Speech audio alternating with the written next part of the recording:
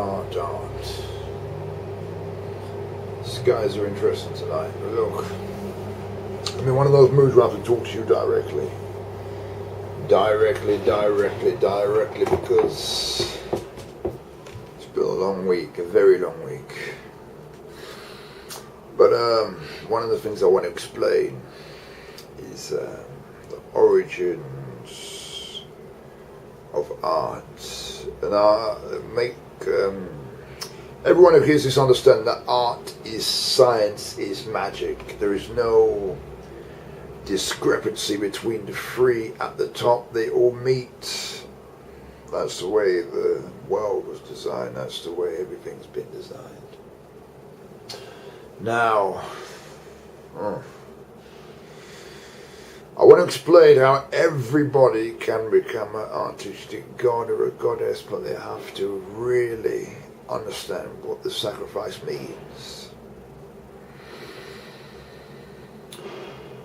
I always speak to artists, all kinds of artists who paint or sculpture or curate or are involved in different forms of art, and 9 times out of 10 they're struggling to maintain their art while they maintain a living.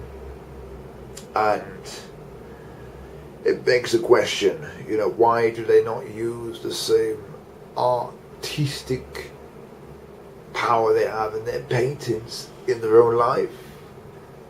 Why have they separated the two? Why is there a massive differentiation between art and life? If I have any purpose on this life, it is to connect the two, art and life. And whatever sacrifice it bears, I will bear it. And I hope those who take art seriously will bear it too, and I know some already do. Because ultimately, you have to weigh up, when you look around the world, you look around different parts, you see the same wars, the same people, the same faces, the same struggle, the same love, the same tears, the same cries, the same fight for freedom, the same. The only thing which is pure, which has stood the test of time as truth, has been art. Because books are written by the winners, as we know, in terms of history, because it has to be his story to tell it.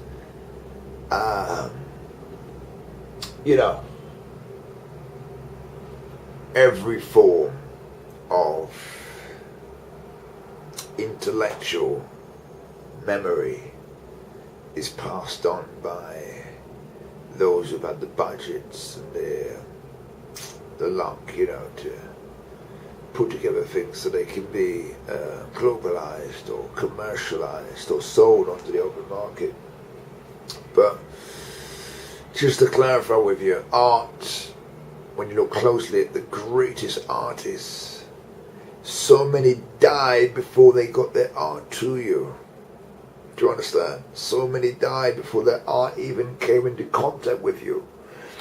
All the way across from Rothko, all the way till Van Gogh. It's a long list and a long line of artists who have died to get their art to you. And people haven't really weighed up the odds of the two and realized what is the difference between an artist of life and an actual artist. Would they have always been brothers? But why is one celebrated in all religious books, and why is one just found in art galleries? It seems as if the creativity of mankind is lacking, and they haven't understood that art across all levels is one. Whether you sing, whether you paint, whether you practice art, whether you are a believer in truth, the origins of art has to be truth, because the truth of art is it's a blessing. You could take 50,000 children and ask them to paint an image.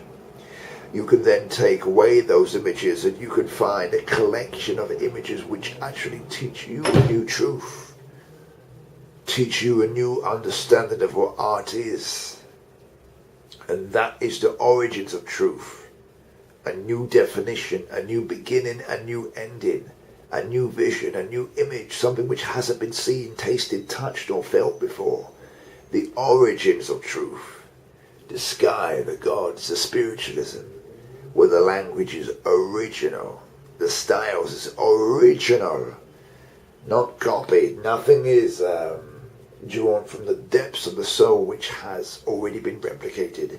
Every human being has the power to become a god or a goddess if they only trust the gut and the power of the spiritual world, as in their feeling, their truth. Yeah, untampered, impure. Dance with me, take me wherever you may do. I'm not afraid of insanity. I'm not afraid to be broken. I'm not afraid to be molded. I'm not afraid to find what I came here to find. And that applies to mankind across all cultures, all religions, all races, all genres, all sexes, all ages. That's why it can be said children are the purest form. Children are always found in heaven because at that stage they are pure before they're tampered with and taught how to think. That I've retrained and reconditioned myself to think laterally, not literally, not intellectually or straightforward, although I can think in their realms. The reason why I can shout and tell you I'm a god of the art, yes, with a plural, because I have taken the patterns of the modern masters and all artists, not just them, but all kinds of artists, up and coming, emerging, old school artists, and I've fused it into one wavelength to form a pattern, like a sign. And that sign is the pattern of truth. Now I've applied that pattern into my own life, for better or for worse. Only to free the minds of those who come before me, free the minds of those who become after me. It's the same thing. Time and space is one when you accept who you are. It is just art that can break anything, that can mold anything, that can heal anything, that can destroy anything, that can move through time and space, that can reform into different shapes, born in another form. It is art, man, and the origins of the art, the origins of mankind, the origins of who we are, the origins of the spiritual world. I don't believe that any human being is better than another. I refuse to believe that.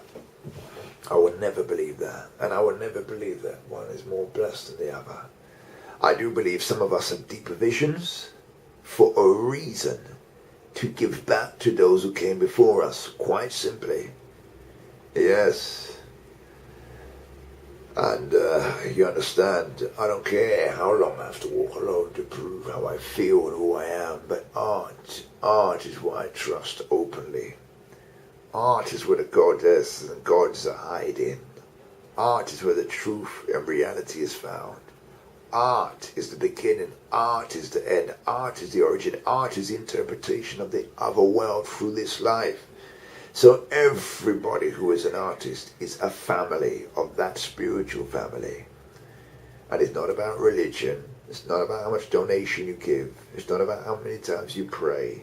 Although fasting can help you become one of yourself. And fasting is, thousands of years before religion even took form, It's not about any of that.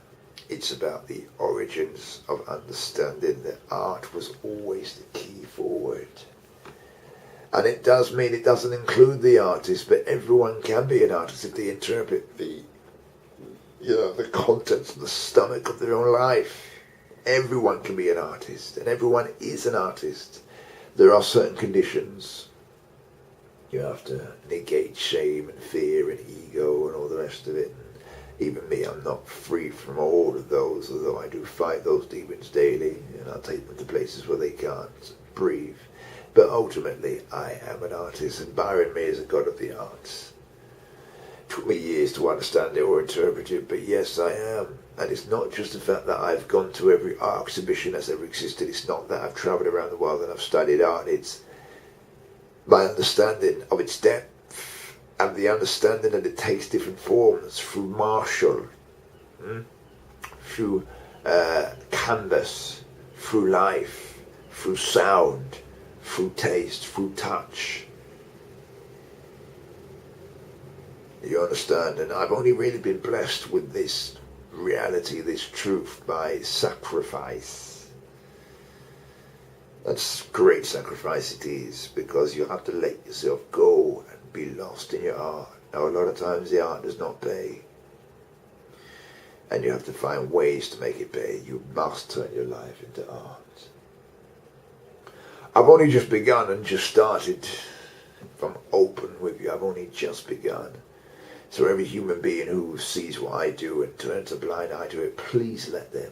Let them. Because ultimately, this is just the beginning. I mean what I see, and I see what I mean. I am a God of art, and everybody can become that God if they apply it to their own life. And some will take it a lot stronger than I, take it to much higher planes than I. I only have the ability to see, to connect the dots, but everyone has the ability to connect the dots once they've drawn the line across from each dot. You know, dot the I's and cross the T's and actually form the real image which stands in front of them. Your art is always a reflection of the size of your heart.